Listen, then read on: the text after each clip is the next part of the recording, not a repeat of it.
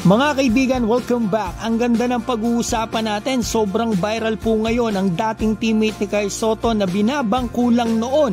Binuhat nito kanina ang kanyang team sa NBL Blitz sa harap po ng 25 NBA teams. At nabunyag pa nga na hindi lamang daw ito magiging NBA player, magiging starting forward pa daw ito ng Australian Boomers. Simulan natin dito mga kaibigan. Teammate po ni Lucky Olbrich dito sa Illawarra Hawks. Ito yung pambato po ng Korea na si Yoo Jung Lee. Ito ang highlight siya mga kaibigan. Ito muna tignan natin. Mabilis lang to. Para may idea tayo kasi ito po yung nakalaban na nila Kai Sotto at ng Gilas before dito sa atin. At the same time kasabay pa ito ni Kai na nagpa-drop sa NBA nung nakaraang taon. So ito mga kaibigan na makikita natin yung sentro ng Illawarra, si Lucky Olbrich. Siya nagdadala ng bola parang gwardiya. Puro sablay ang tira ng pambato ng Korea, tumira ulit. Ganun pa rin mga kaibigan. So yan, at least may idea tayo mga kaibigan. After nito, patapos na to mga kaibigan, makikita na po natin ang ginawa ng binabangko lamang noon ni Coach CJ Bruton. Yun, buti pumasok yung tira niya.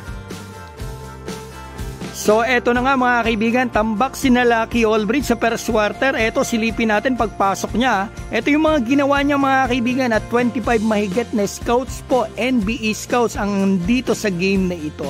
Eto ganadong-ganado si Lucky Olbrich. Kalaban niya yung prospect na si Rocco Zikarski. So yan mga kaibigan, nakita natin court to court mga kaibigan, behind the back. Yan ang sentro dito mga kaibigan ha. Sentro po yung laruan niyan pero talagang kaya maglaro niya ng iba't ibang position. O pa-opensa man o depensa, talaga solid talaga tong si Lucky Olbrich. Ito binabangko lamang noon. Grabe kung gumawa 20 points mga kaibigan. Nung preseason game din last year mga kaibigan, 20 mahigit din ang ginawa niya kalaban etong team niya ngayon. So yun, nakikita natin ang mga galawan ni Lucky Olbrich. Yoo Jung Lee, fast break. Kita mo yung sentro mo mga kaibigan, nauna pa doon sa mga guards.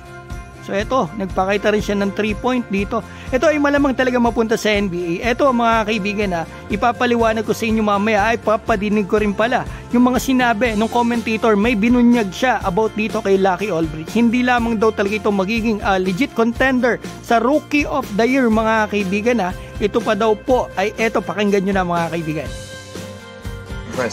Now I got a message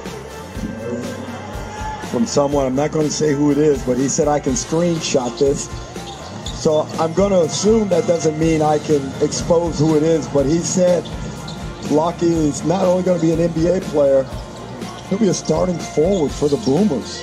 Man, Nadinig nyo naman mga kaibigan ang sinabi ng commentator. During the game mga kaibigan yung sinabi niya yan. Nakatanggap siya ng mensahe, hindi niya na lang daw papangalanan. Ito nga daw si Lucky Olbrich ay hindi lamang magiging NBA player, magiging starting forward pa ng Boomers. At ito mga kaibigan ang reactions talaga dito sa game na ito ni Lucky Olbrich ay talagang nag-viral. Eto mga kaibigan, napapost pa rin po etong si Jonathan Givony ng Drop Express mga kaibigan niya. Nakikita naman natin sa ESPN man na post din ang ating kaibigan na si Lucky Olbrich. At the same time mga kaibigan sa The Athletics. Kumbaga mga kaibigan, talagang pinag-usapan kasi ito po talaga ay tinutukan na mahigit 25 NBA teams. Kaya naman mga kaibigan, malamang makita po natin ito sa NBA balang araw. At sana makapasok din po ang ating pambato na si Kai Sotto sa NBA para at least makita natin yung mga magti-teammate. Ito si Mojave King, Kai Sotto at Lucky Olbrich sa NBA. Mga binangko lamang sa Adelaide 36ers noon.